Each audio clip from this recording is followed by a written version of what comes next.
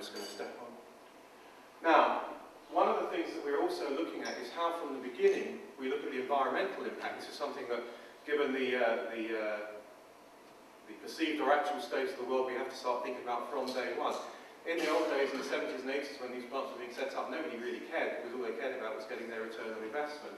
But we have to think about how we can do this, and one of the ways we do it is by espousing disposability. Instead of a fixed system, we have a disposable system. So instead of having a 2,000-litre multi-stainless steel unit, we have a plastic bag in a stainless steel box that after it's used, it can be thrown in the incinerator. We know that we have to get public acceptance in order to have good return on investment for our stockholders.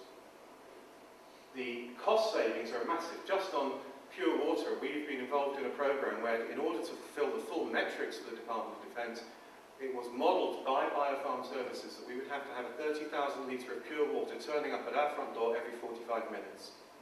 That is a huge investment. In fact, it's almost impossible.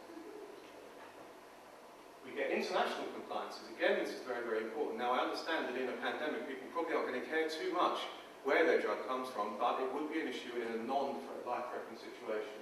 And again, we get this just general lower disposable costs. So I'm going to introduce a technology now, which is one of many options of how we would use this disposable non-stainless steel flexibility. And indeed, since I've been here, I've been introduced to about 16 others. So if I'd had more time, I would have probably put a few more options in. But again, that's the sort of the curse of being the last speaker, to paraphrase my colleague. So this is a company in Boston called Indirect, and they are, as I say, one of the several companies making these disposable facilities. And what you have here, instead of having a fixed stainless steel factory the size of this room, we have a box about the size of my podium here, into which goes a plastic bag. And that plastic bag, as we can see here, has various tubes coming in and out of it, which give us our oxygen, or rather our media, our introduction of our strain, etc., etc. You have inside the bag a plastic impeller, which is magnetic, and that is then used to sparge through a semi-permeable membrane in the bottom of the bag. Very, very flexible. This goes up to, they actually go up to 2,000 litres, or they're just building a 2,000 litre one.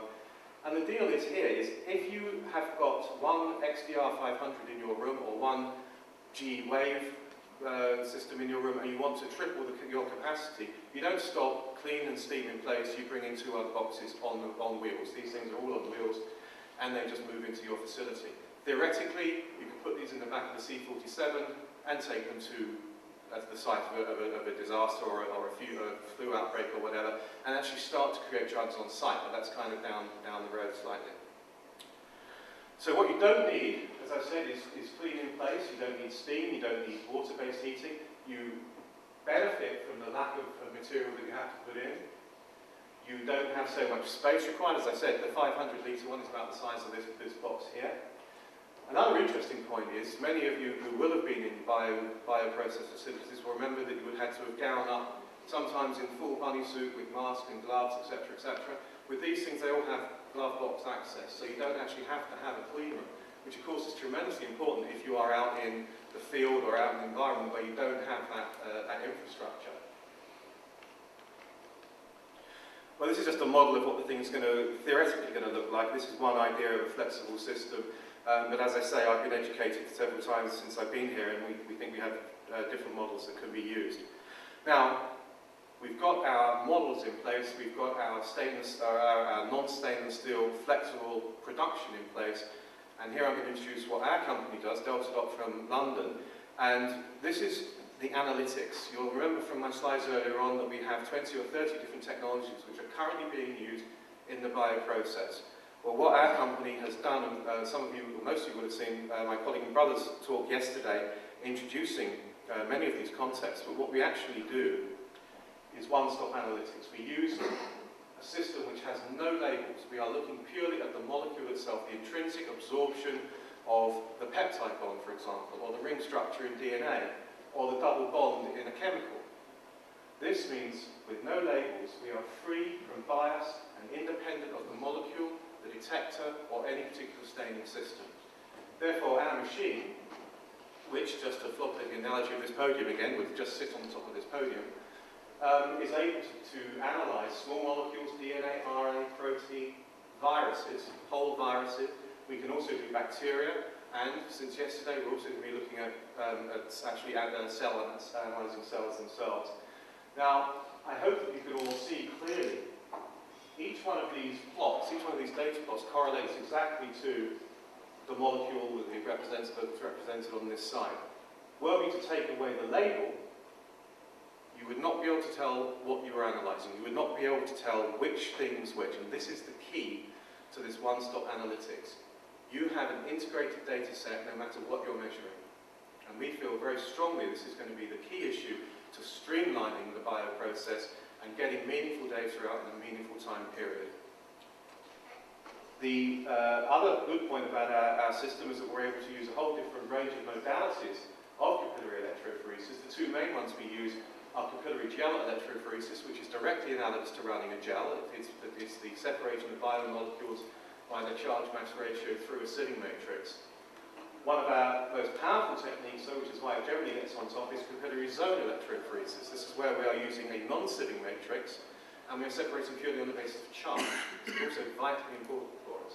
We have a few other more chemistry-based applications, but they're not quite so important in the bioprocess. What is important, though, is our ability to do both indirect UV absorption and direct UV absorption. Direct UV absorption, as I've mentioned, is where we look at a double bond or a ring structure or an absorbing moiety between, say, 200 and 300 nanometers. However, many things that you want to measure do not absorb UV.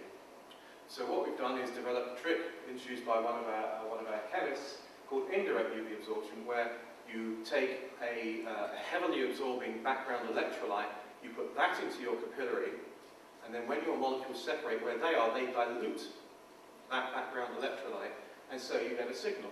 And I'm going to show you some data later on, which beautifully demonstrates how powerful this is. So, we start off in our bioprocess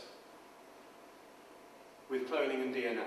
Here we have pretty much the state of the art, I'm afraid to say, at this time, is agarose gels. 10% or 1% or 5% agarose gels. Most of us have run them, we know that it's a joy, but it's also very, very slow. So this ladder would take typically about an hour to run. The ladder on our system has taken 16 minutes. The reproducibility we measure by relative standard deviation, so that's the amount it deviates over a set number of runs expressed as a percentage. The smaller the number, the better it is. So our deviation in peak time is 1%. Now in this, peak time correlates directly to the size of the molecule or the analyte that you are measuring. You'll remember I mentioned that we don't use any label, therefore the height of the peak is the direct amount that that molecule is absorbing, and therefore gives us accurate quantification of that molecule, which is a really good double whammy for us. We can also analyze RNA, if you're doing any kind of RNA manipulation, or maybe if people are using arrays, they can check the quality of their RNA before they get on. For people doing genetic engineering, we can also look at oligonucleotides. People buy oligonucleotides for their vendor until that vendor becomes too unreliable, and then they go on to the next one and pray. We here have a technique where within a few tens of, well, not even, that's 14 minutes just there, I believe. That's 15 minutes. We can analyze and QA/QC your oligo in the same machine, of course, that you've just done your DNA analysis in.